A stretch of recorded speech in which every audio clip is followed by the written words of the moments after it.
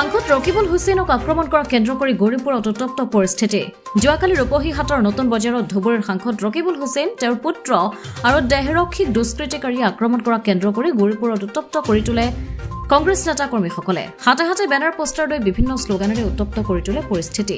ঘটনাস্থলীত উপস্থিত হয় গৌৰীপুৰ আৰক্ষী থানাৰ আৰক্ষী বিষয়া। কেনেদৰে উত্তপ্ত কৰি তুলিছে চাওক, এই দৃশ্য আমি পোনপটীয়াকৈ আপোনালোকক দেখুৱাইছো।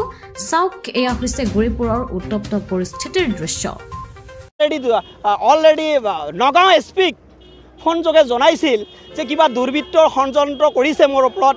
অচিক ফোন কৰিছিল। অচি আধা ৰাস্তাত ভুল বাটেৰে আমাৰ এমপিক লৈ যায় ষড়যন্ত্ৰমূলকভাৱে।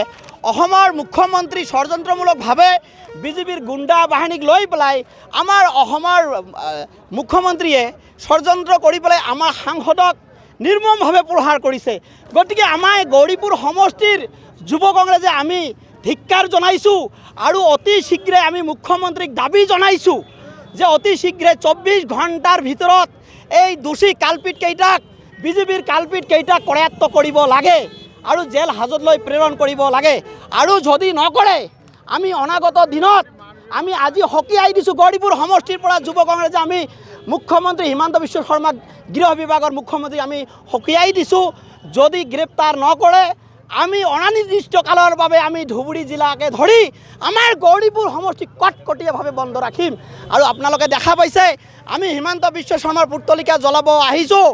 এতিয়া আমাৰ গৌৰীপুৰ অচিয়ে এই চৰকাৰখনত যিটো দালাল ৰাজ, অচিয়ে নিৰ্মমভাৱে আমাৰ ৰিফিউজিটো কাঢ়ি লৈছে আৰু এখেতৰ গাড়ীত কৰিছে, আমাক যা তা ব্যৱহাৰ কৰিছে আৰু দম দেখাইছে যে মোৰ নাম লিখি লওক। গৌৰীপুৰ অচিয়ে এনেকৈ কৈছে আমাৰ যুৱ কংগ্ৰেছক মোৰ নাম লিখি লওক।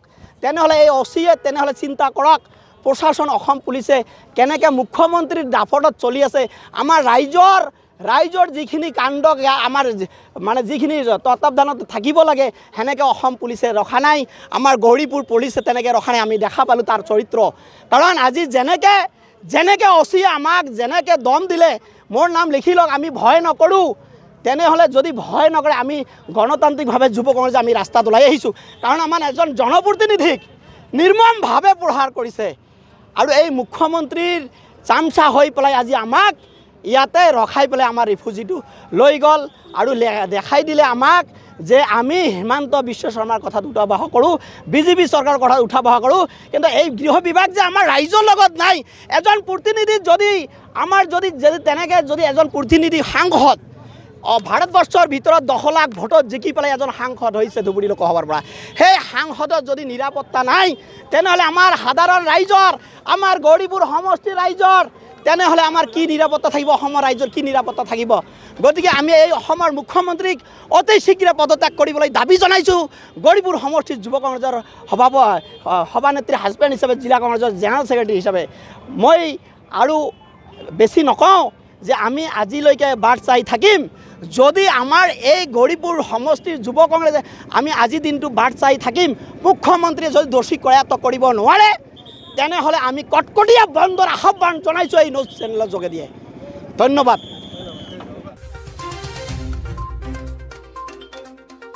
গৌৰীপুৰৰ পৰা চাহাবুদ্দিন মৌলাৰ প্ৰতিবেদন, অমৃত নিউজ ৰিপৰ্ট দিছে।